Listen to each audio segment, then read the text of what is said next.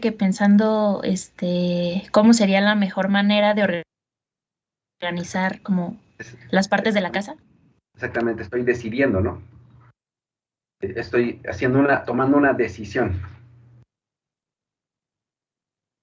Entonces, un diseño básicamente es el conjunto de todas las decisiones que se tomaron sobre cómo va a ser un objeto.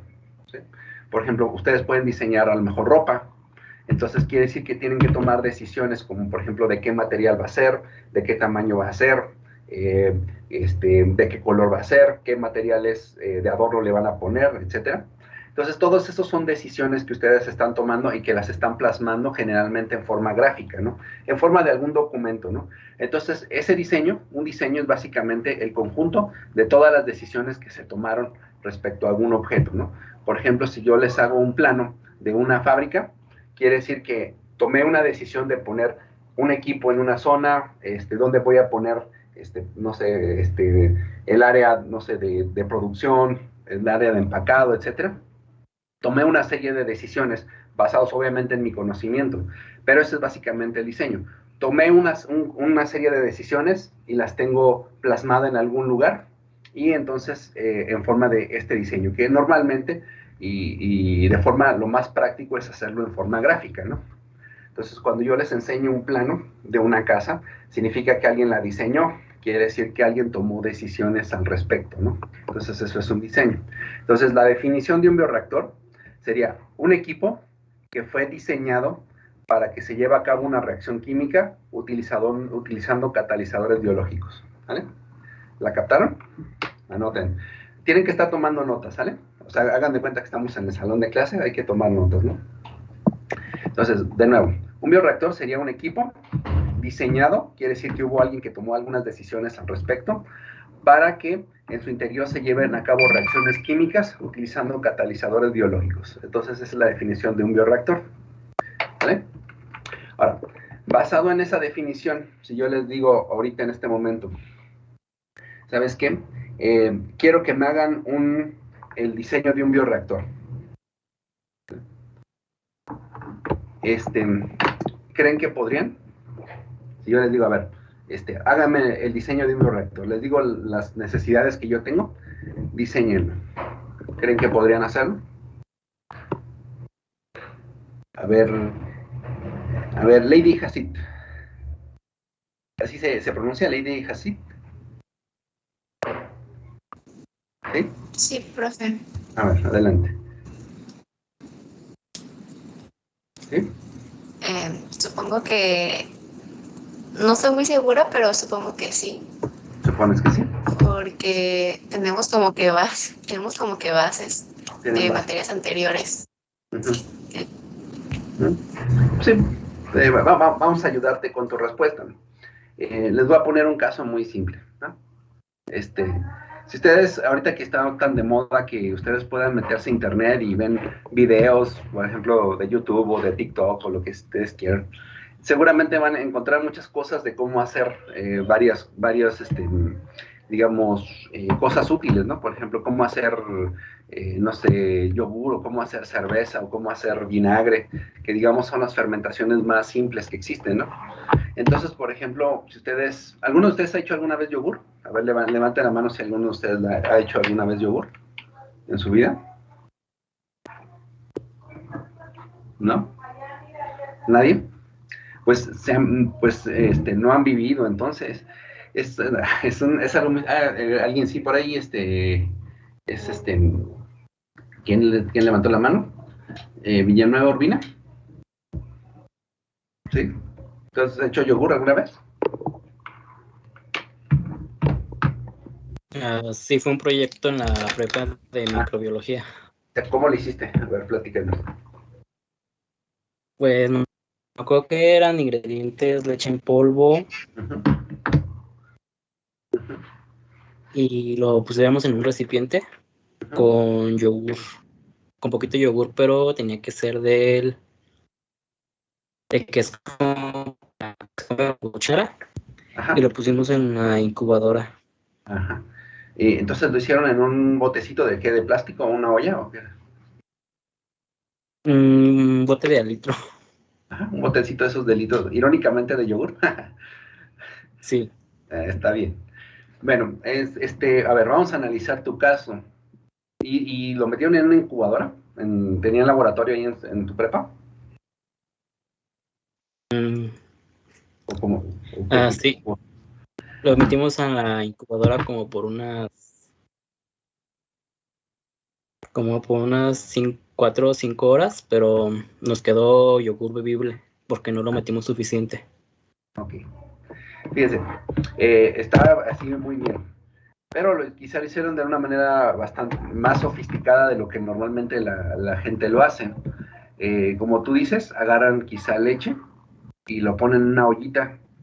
Y entonces la calientan la leche, o sea, le dan su hervida para que esté inocua, ponen la leche y entonces le agregan algunos ingredientes como azúcar, leche en polvo, y entonces le agregan una cucharada de yogur natural, ¿no? O sea, toman un yogur natural que compran en la tienda y se lo agregan al recipiente, ¿no? Entonces, aquí ustedes tienen la leche, que contiene nutrientes y contiene muchos elementos importantes para el crecimiento de los microorganismos. Y en la cucharada de yogur va a haber bacterias, ¿no? Bacterias acidolácticas, ¿no? Particularmente son dos especies las que normalmente se utilizan para la fabricación del yogur, que es Lactobacillus bulgaricus y Streptococcus thermophilus, ¿no? O sea, están presentes en el producto y entonces se mezclan con la leche. Y si no tienen incubadora, de hecho lo pueden hacer ustedes en su casa, nada más que la leche esté tibia, o sea, que no esté muy caliente ni muy fría, sino que ustedes la toleren, o sea, lo que ustedes llamarían leche tibia. Le agregan la cucharada de yogur, lo mezclan y lo dejan procurando de que no se enfríe, ¿no? Por ejemplo, la pueden tapar y pueden cubrirla, por ejemplo, con algún plástico, con suficiente espuma para que no se enfríe la leche, por lo menos en unas cuantas horas, ¿no? Y entonces la receta tradicional dice, pues lo dejas ahí toda la noche, ¿no? Y entonces lo que va a pasar es que los microorganismos, estas dos especies, van a consumir la lactosa de la leche y la van a convertir en ácido láctico. Y entonces, ¿qué le va a pasar al pH de la leche si se produce un ácido?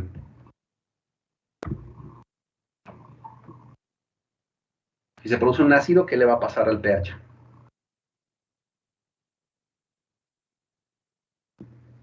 Va a disminuir. Va a disminuir, ¿no? Correcto. Entonces la leche normalmente tiene un pH más o menos de 7, y entonces la producción de ácido láctico va a hacer que el pH baje probablemente hasta 4, ¿no? O sea, va a ser un cambio bastante drástico del pH de la leche, ¿no? Y entonces, al ser un pH ácido, lo que va a pasar es que la proteína que está presente en la leche se va a desnaturalizar. Va a cambiar su conformación tridimensional, las proteínas que están en la leche. Y entonces, ustedes empezaban con leche fluida, o sea, leche líquida completamente. Y entonces, cuando se da la acidificación, lo que va a empezar a formarse es un gel. O sea, va a empezar a aumentar la viscosidad debido al cambio de la conformación tridimensional de las proteínas, y entonces va a formar un gel que ustedes conocen como yogur, ¿no? O sea, van a ustedes observar que el pH empieza a volverse más ácido y empieza a aumentar la viscosidad del producto, ¿no? Y entonces la leche se va a convertir en un gel que ustedes conocen como el yogur, ¿no? Entonces vamos a ver, les pregunto, este botecito que su compañero utilizó, o la ollita que yo les dije que usaran, ¿será un bioreactor? O sea, ustedes lo llamarían bioreactor a la ollita esa que acabamos de describir. Sí, profe. ¿Sí? Vamos a ver los criterios que pusimos. A ver, ¿es un equipo? O sea, ¿es un objeto físico? Sí. ¿Sí? O sea, es una olla. O sea, no estamos hablando de cosas sobrenaturales o abstractas. Es una olla, es un objeto que pueden tocar. Ahora, la segunda pregunta, ¿fue diseñado? Acuérdense que eran 4 características. Era un objeto físico, dijimos que era diseñado, sería la segunda. Les pregunto, ¿fue diseñada o no la olla? O el recipiente. Pues sí fue diseñada, ¿no? Porque tenía que tenía que tener cualidades para estar en la cocina. Sí. Dijimos que un diseño básicamente es un conjunto de decisiones, ¿no? O sea, tú decidiste en qué recipiente utilizar. O sea, lo conseguiste y dijiste, este está bueno. Y ahora sí. Esa es una forma extremadamente burda de diseñar algo, pero sí lo es. O sea, sí, en efecto, sí. O sea, ustedes tomaron decisiones respecto al objeto, sí. Ahora, ¿va a haber una reacción química? Sí, la acabo de describir. La lactosa se va a convertir en ácido láctico, entonces quiere decir que si va a haber una reacción química, o sea, seleccionamos el recipiente para que ahí se lleve a cabo la reacción química, y hay catalizadores biológicos.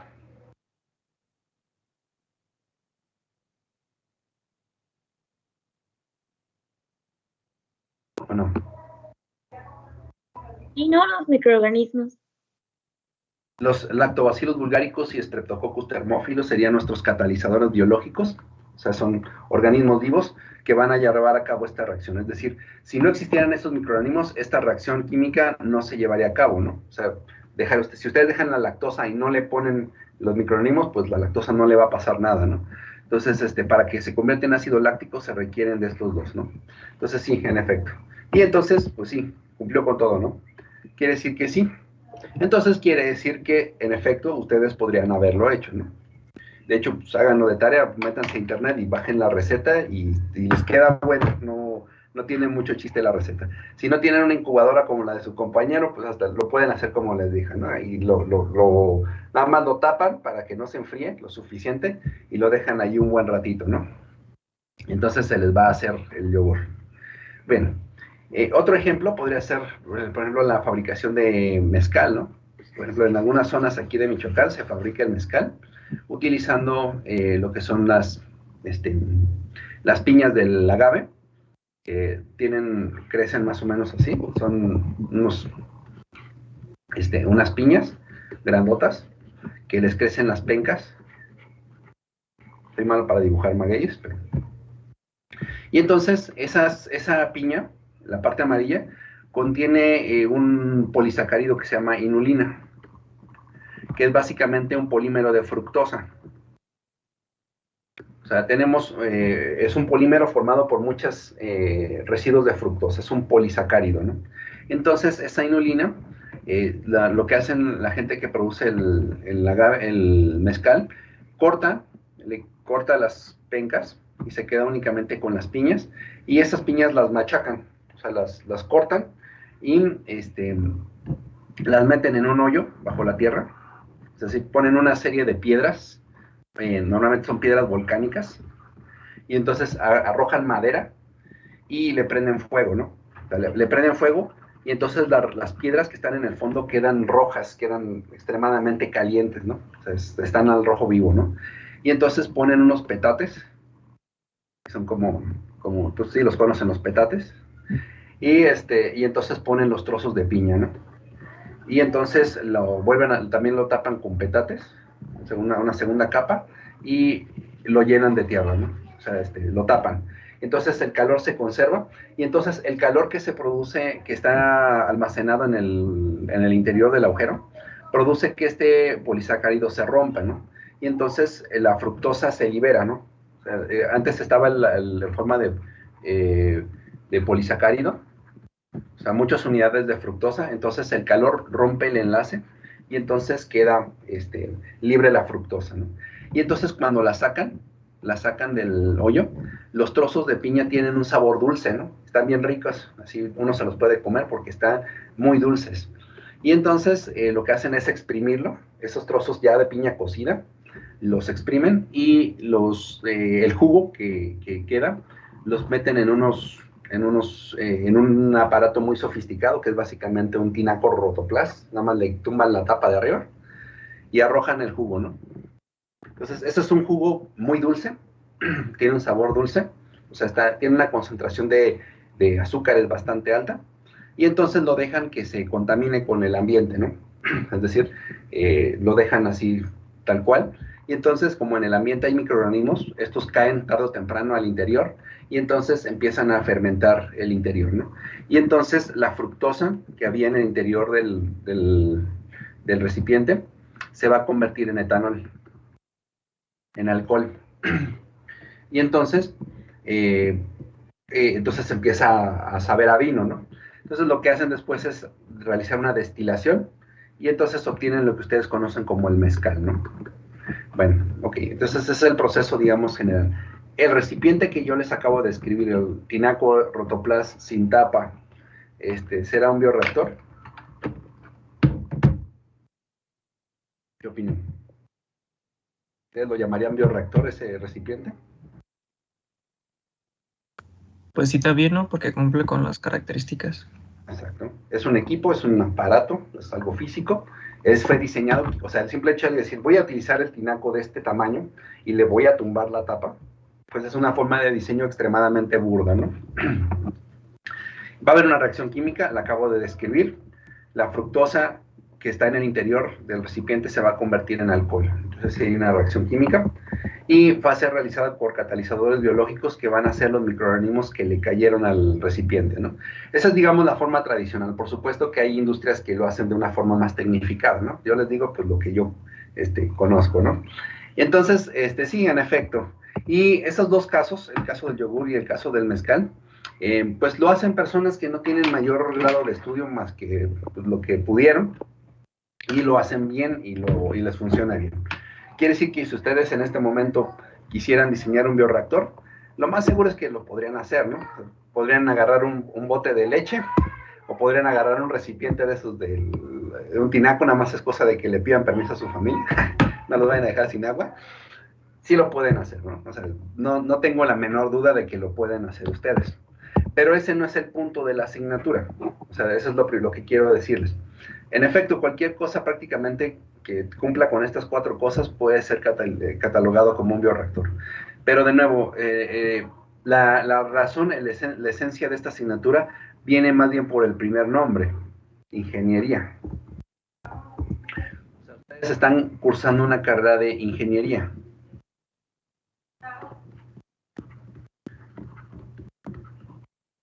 Y aquí es donde la cosa ya no es así tan simple. A ver, ¿quién me dice qué es ingeniería? A ver, Eugenio Natanael. Pues yo entiendo que el trabajo principal de la ingeniería es poder resolver problemas. Pero eso es muy común en otras carreras, ¿no? Por ejemplo, un médico tiene que resolver problemas, un abogado tiene que resolver problemas, un artista tiene que resolver problemas. ¿Qué es lo que caracteriza específicamente a la ingeniería? Pues usamos las matemáticas. Sí. Por ejemplo, un médico también las usa, por ejemplo, para calcular la dosis de un medicamento. ¿Qué otros? Pues los matemáticos no son ingenieros, pues obviamente ellos utilizan mucho más las matemáticas que nosotros. Y pues también los abogados y los artistas las utilizan, aunque digan que no. Por ejemplo, tengo una amiga que es artista y pues tiene que calcular el costo de sus obras de teatro. Entonces las matemáticas son para todos, ¿no? Pero ¿qué sería específicamente lo que caracterizaría a la ingeniería? A ver, piensen. ¿Quién quiera decirme?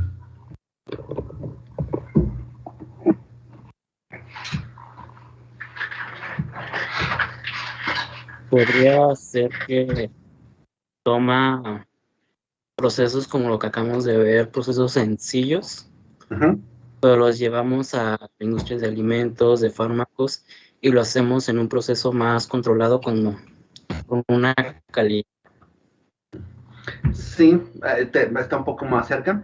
Lo que caracteriza a la ingeniería es que nosotros, en efecto, aplicamos el conocimiento científico con la idea de producir tres cosas, ¿no? Productos, servicios y procesos. ¿Sí? O sea, la razón de ser de la ingeniería es nosotros tomamos el conocimiento científico y nosotros, lo convertimos en algo útil, ¿no? Por ejemplo, los científicos hacen muchas pruebas en sus laboratorios, hacen experimentos para lograr encontrar, no sé, la causa de alguna enfermedad, o cuáles son las rutas metabólicas, o cuáles son los principios físicos, químicos universales. Los biólogos se van a la selva a observar a los animales y generan ellos conocimiento.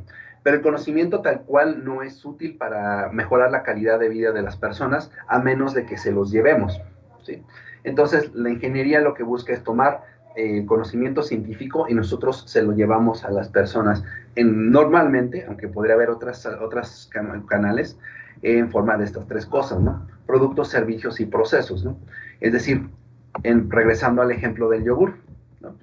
Este experimento del yogur, pues ustedes lo pueden hacer en su casa, ¿no? Su compañero lo hizo en la prepa, y si ustedes quieren, háganlo hoy mismo en su casa, ¿no? Y les va a quedar bien. Pero una cosa es hacerlo para ustedes el día de hoy, y otra cosa muy diferente es hacer toneladas de ese producto, ¿no? Cuando ya si les digo, hagan 1 litro de yogur, pues lo podrían hacer, está facilito. Pero si yo les digo, ¿sabes qué? Hazme varias toneladas que me están pidiendo, ¿no? Y además, envásalo. Y además, asegúrate de que dure el tiempo que necesites, o sea, que no se eche a perder inmediatamente. Y además, asegura que la calidad del producto va a ser la misma, no importa cuántas veces lo hagas, ¿no? O sea, por ejemplo, es muy fácil hacer muy poquito y que quede bueno, ¿no? Pero es muy difícil hacer mucho y que además en todo momento siempre salga bien, ¿no? O sea, ya no es tan fácil, ya no funciona el botecito de yogur, ya necesitamos algo mucho más tecnificado, ¿no? Entonces, el ingeniero lo que busca precisamente es que el conocimiento científico, lo que se produce en el laboratorio, lo llevamos a nivel industrial a las personas, ¿no? En forma de productos, servicios o procesos, ¿no? Entonces, nosotros, la ingeniería es básicamente la aplicación del conocimiento científico para desarrollar estas tres cosas, ¿no? O sea, eso es lo que están estudiando, ¿no? Ustedes pueden dedicarse a la investigación científica, no hay ningún problema, pero la esencia de lo que están estudiando es más bien la parte de la ingeniería. Es decir, por ejemplo, les voy a explicar un caso, ¿no? El caso de la penicilina, ¿no? Ustedes seguramente en sus clases de la prepa, penicilina, perdón, es que luego se traba, la penicilina. ¿Ustedes recuerdan la historia de cómo se descubrió? ¿Cómo se las platicaron? Porque cada vez, cada quien la sabe de manera diferente. Pero a ver, ¿la recuerdan? ¿Cómo se descubrió la penicilina o quién la descubrió?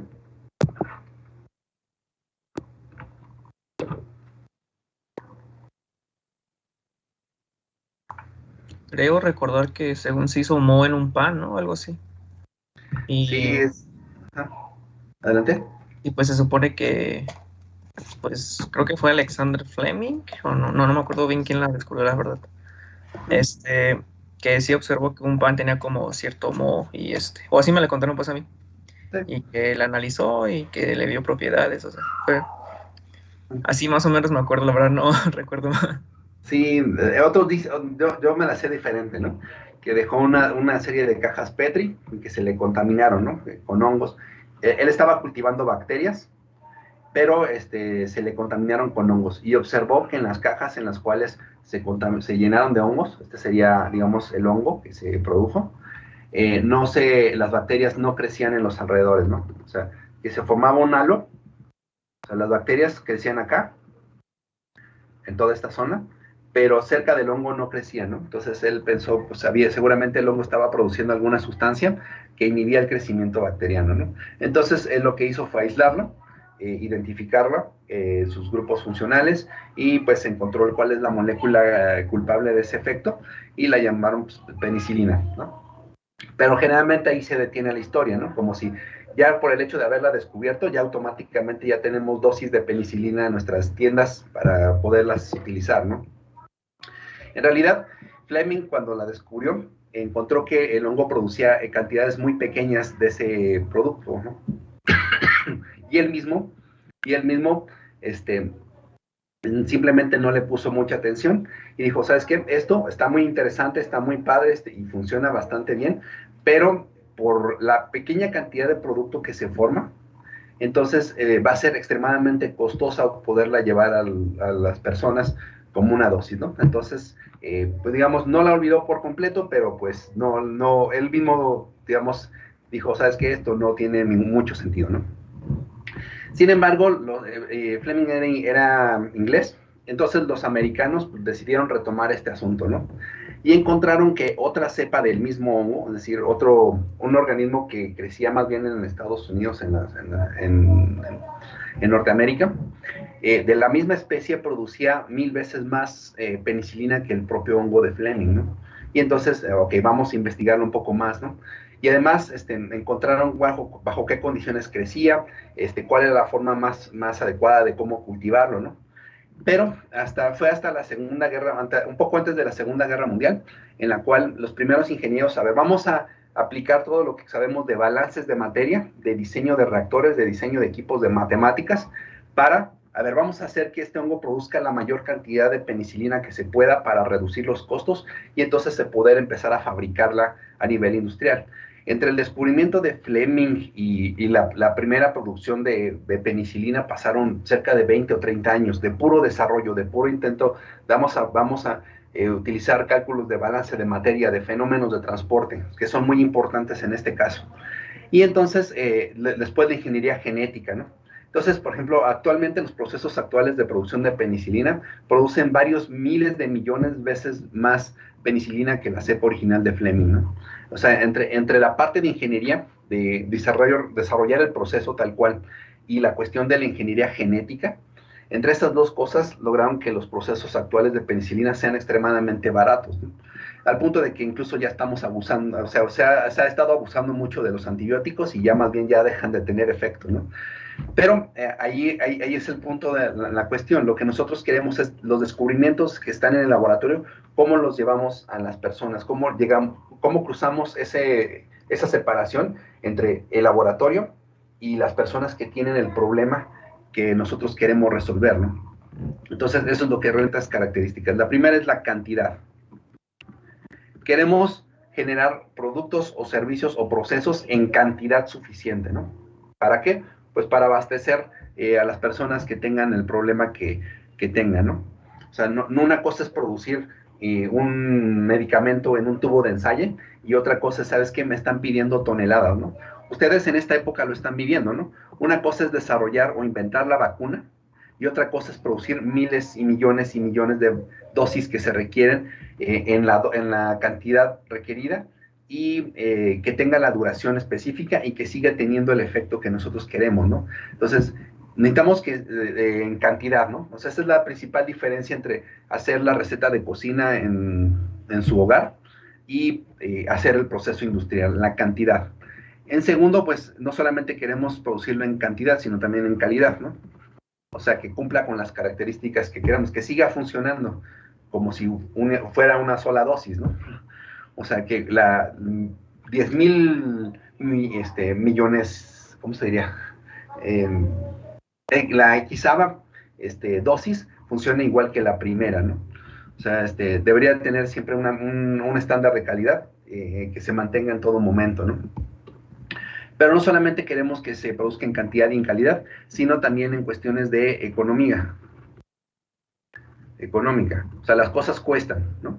Las vacunas cuestan, los medicamentos cuestan, los alimentos cuestan. Entonces queremos que sea en la forma más económica y si se puede que sea rentable, ¿no? O sea, depende de cuál sea su objetivo, ¿no?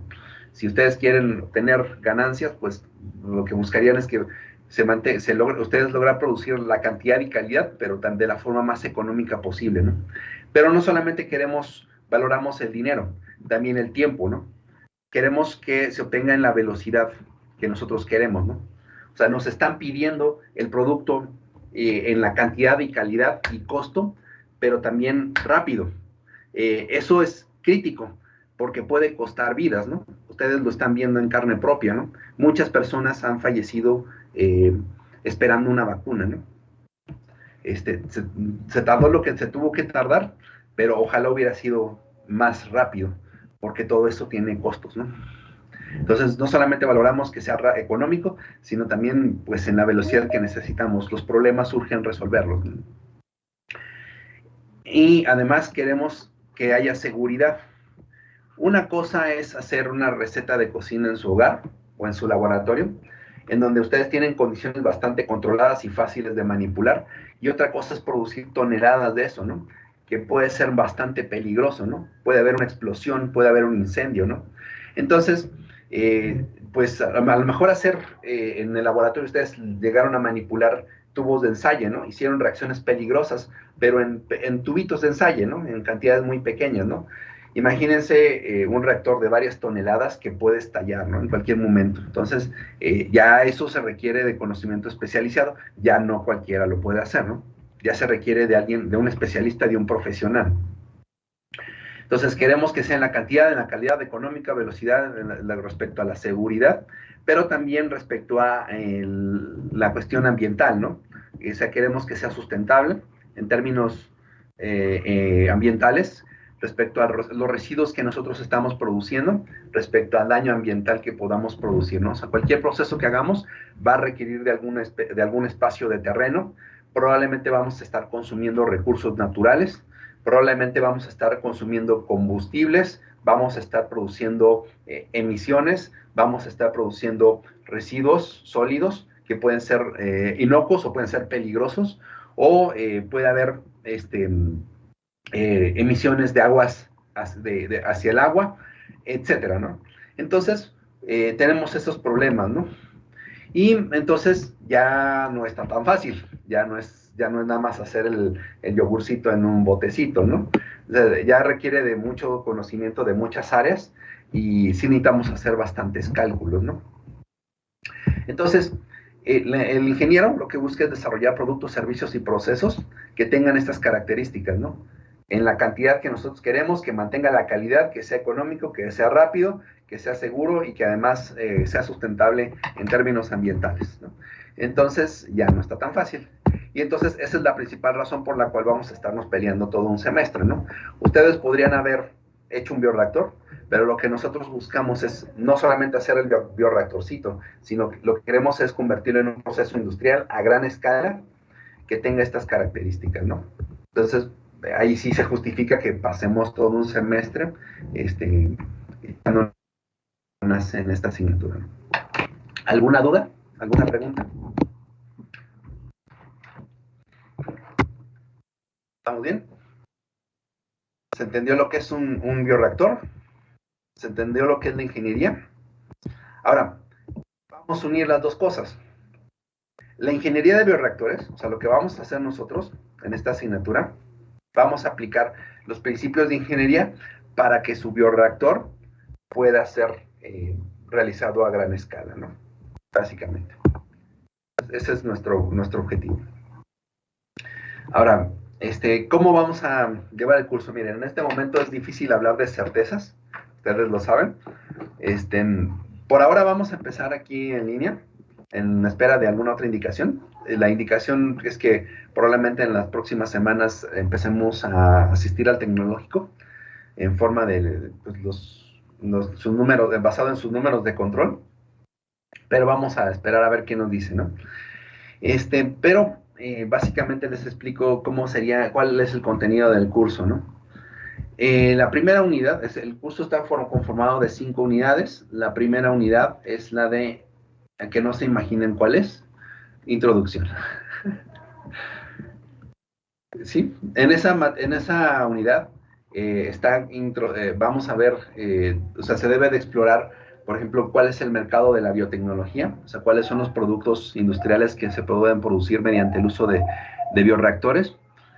Vamos a ver cuestiones como, está marcado un repaso de cinética, por si tienen alguna duda sobre cinéticas. Vamos a ver cuestiones sobre balances de materia en un bioreactor. O sea, vamos a mezclar toda la parte de ingeniería con la parte biológica. La segunda unidad habla sobre los tipos de bioreactores, en el cual está marcado que veamos los diferentes tipos de bioreactores que existen. Están los que, pues básicamente serían recipientes, por ejemplo, un tanque agitado. Hay otros reactores que son en forma tubular, otros bioreactores que, por ejemplo, son cubos, son cuadrados, tienen diferentes formas y diferentes tamaños. Cada uno tiene sus ventajas y desventajas y sus métodos de diseño, ¿no? Entonces está marcado que los veamos todos y veamos cómo se diseña cada tipo de bioreactor, ¿no? La tercera unidad es generalmente su favorita. Vamos a ver fenómenos de transporte, pero aplicado obviamente a los bioreactores, ¿no? En un bioreactor va a haber cuestiones de transferencia de calor, masa y momento en el interior, por ejemplo, para diseñar, por ejemplo, cómo controlar la temperatura, cómo controlar la agitación, etcétera, ¿no? Entonces, son fenómenos de transporte aplicados para bioreactores, ¿no? La siguiente unidad, que sería la cuarta, habla sobre escalamiento. En ingeniería, para que lo vayan tomando en cuenta, pues, digamos, las escalas importan, el tamaño sí importa, ¿no? Una cosa es desarrollar un prototipo pequeñito, digamos, ustedes construyen en el reactor, en el laboratorio un reactor pequeñito, pero los resultados que ustedes obtengan de ese bioreactor no son válidos para un reactor a gran escala, ¿no? Entonces, en esa unidad de escalamiento vemos cómo transferir los resultados de experimentos que se han hecho en pequeña escala, cómo transferirlos a una escala mayor, ¿no? Entonces, es una unidad muy importante, no solamente para la ingeniería de bioreactores, sino de toda su carrera, ¿no? Porque básicamente eso es lo que hace el ingeniero, ¿no? Lo que se logró desarrollar en tubos de ensayo, en matraces, cómo lo llevamos a reactores de varias toneladas, ¿no? Entonces, escalamiento. Y por último está marcado sistemas auxiliares. Por ejemplo, cómo vamos a esterilizar el bioreactor, cómo vamos y si necesitamos aireación, todas esas partes que, digamos, son auxiliares para el diseño de bioreactor, están marcados en la unidad 5, ¿no? Entonces, básicamente son las 5 unidades que están marcadas en nuestro curso. Sin embargo, hay varias cosas respecto a este programa. Está muy bien, está muy completo y es, digamos, la secuencia estándar de prácticamente todos los libros que ustedes encuentran sobre biotecnología, ¿no? Así es como, digamos, se enseña aquí en China la ingeniería de bioreactores. Sin embargo, hay varios problemas con esto. El primero de ellos, se los digo basado en la experiencia propia, ¿no? A lo largo del tiempo que llevo en el tecnológico, muy frecuentemente, bueno, yo llevo pues prácticamente desde que entré en el tecnológico, como ya no me acuerdo cuántos años ya llevo en el tec, son del 2008 al 2022, a ver, hagan cuentas, ¿cuántos son?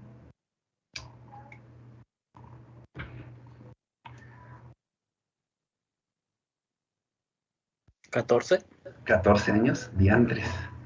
Bueno, desde que entré he estado dando esta asignatura de ingeniería de reactores, ¿no? Y entonces es muy frecuente que sus compañeros o ustedes mismos cuando egresan van a trabajar a industrias de tipo biotecnológicos o hacen maestrías o hacen doctorados, ¿no? Y entonces seguido regresan, ¿no? A preguntarme, a darme asesorías, ¿no? A pedirme asesorías sobre lo que están haciendo, ¿no? Entonces, yo encuentro un patrón muy recurrente en estos casos, ¿no? Que aunque se enseña esto y parece que lo aprenden muy bien, o sea, egresan sabiendo muy bien todos estos temas, cuando ya se enfrentan a un problema real, se encuentran con varias dificultades, ¿no? La primera de ellas es que, ok, están muy padres todos estos temas, pero ¿por dónde empiezo? O sea, si me dicen, ¿sabes qué? Diséñame un bioreactor, diséñame el sistema, ¿por dónde debería de estar empezando, no? Empiezo seleccionando el tipo de reactor, empiezo calculando los fenómenos de transporte, empiezo haciendo escalamiento, empiezo diseñando los sistemas auxiliares, ¿por dónde empiezo todo, no? Y además hay un montón de información que yo necesito para poder llegar a estos puntos, ¿no? Que generalmente en otras asignaturas no está marcado, ¿no? Por ejemplo, ustedes llevaron microbiología, ¿no? En línea, ¿va? ¿Cómo les fue con las prácticas? ¿Qué hicieron en prácticas en microbiología?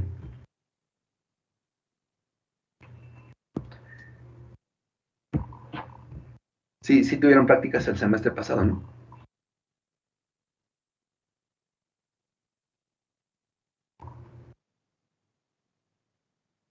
¿Cómo les fue? Sí, profe, bien. ¿Sí? ¿Qué hicieron? A ver, platíquenme. Pues cosas como desinfección, esterilización del material de laboratorio, hicimos medios de cultivo, cultivamos.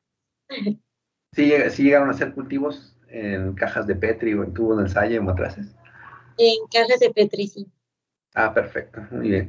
Es lo bueno que ustedes sí tuvieron prácticas, pero por ejemplo sus compañeros de otros semestres, precisamente durante esta pandemia, pues no tuvieron esa suerte, ¿no? Pero ustedes sí. Pero aún así, con todo eso que les enseñaron, es microbiología básica, ¿no? O sea, es cultivar, etcétera. Sin embargo, por ejemplo, si ustedes quieren crear una cinética que se requiere para bioreactores, se requiere de unas pruebas microbiológicas que normalmente no son de microbiología básica, ¿no? Por ejemplo, cómo calcular lo que serían la tasa específica de crecimiento, ¿no? O el rendimiento biomasa-sustrato en un cultivo, ¿no? Entonces, quiere decir que tenemos un hueco, ¿no? Entre la microbiología básica que vieron y la microbiología avanzada que vamos a necesitar nosotros. Hay un hueco ahí de pruebas que se tienen que hacer antes de poder llegar a la parte del bioreactor. Es decir, el primer problema es que antes de poder empezar a pensar en el bioreactor, se requieren hacer una serie de pruebas que normalmente van a seguir siendo en matraces o tubos de ensayo, para poder decidir, ¿sabes qué? Si vale la pena entrarle al bioreactor, ¿no? Porque se quieren lanzar luego al bioreactor sin haber hecho algunas pruebas muy básicas que no son de microbiología básica, sino son de microbiología un poco más avanzada en términos de rendimientos, etcétera. Entonces, ese es el primer problema. Hay pasos que se tienen que hacer antes de llegar a este punto, ¿no? Y que estoy seguro que no han visto, ¿no? El segundo problema es que no seguimos nosotros esta secuencia, ¿no? Sino que aquí hay varios temas que a veces un tema de la tercera unidad lo ocupamos acá. O sea, mientras estamos seleccionando el tipo de bioreactores, pero para la selección tenemos que evaluar diferentes sistemas de aireación, ¿no? Y eso se ve hasta la tercera unidad, ¿no? Entonces, no es una secuencia, o sea, cuando ustedes se ven ante un problema real, no siguen normalmente esta secuencia de pasos, ¿no? Entonces, cuando llegan después de varios años a mí conmigo, noto ese patrón recurrente. Aunque hayan aprendido muy bien estos temas, no tienen, digamos, bueno, ¿por dónde empiezo? Me están pidiendo que haga esto, ¿por dónde empiezo? ¿No? Entonces yo prefiero, sí vamos a ver todos estos temas, pero prefiero darles una configuración un poquito más diferente que sea de mayor utilidad para ustedes, ¿no? Veríamos nosotros la secuencia de pasos para desde los descubrimientos que se hacen a nivel de matraz hasta el proceso industrial. ¿Sí? Vamos a ver todas las pruebas que hay que hacer, todos los pasos que hay que seguir para, pues, de lo que ustedes logran en el laboratorio, cómo lo pasamos a un proceso industrial, ¿no? Y entonces no siguen esta secuencia, ¿no? Es una secuencia un poco diferente que requiere de todos estos temas, pero lo que vamos a hacer es esto. Vamos a estructurar el curso de tal forma que vamos a seguir los pasos que ustedes deberían de seguir para llevar un proceso que se logró en el laboratorio, llevarlo a nivel industrial. Vamos a seguir esa secuencia de pasos, y cuando necesitemos fenómenos de transporte, los vamos a ver. Cuando necesitemos ver los diferentes tipos de bioreactores, ahí lo vamos a meter, ¿no? O sea, no vamos a seguir este orden que está aquí, sino lo vamos a reestructurar un poquito diferente, ¿no? ¿Cuál es la forma que normalmente nosotros trabajamos en bioingeniería, ¿no? O sea, en la práctica, te los digo después de muchos casos y muchas empresas que han llegado al tecnológico y que les hemos hecho algunos trabajos de escalamiento. ¿Cómo vamos de tiempo? Sí, ya se acabó el tiempo. Sí, ya me emocioné. Mañana lo vemos. Mañana les explico bien cuál va a ser la secuencia que vamos a seguir en el curso. Y vamos a ver si ya tenemos un poco más de información respecto a, pues, cómo va a ser el regreso a clase, ¿no? Entonces, pues mucho gusto en conocerlos, chicos. Espero que este semestre sea de su agrado. Y pues me despido, ya para no entretenerlos. Bye. Muchas gracias, profe. Bonito día.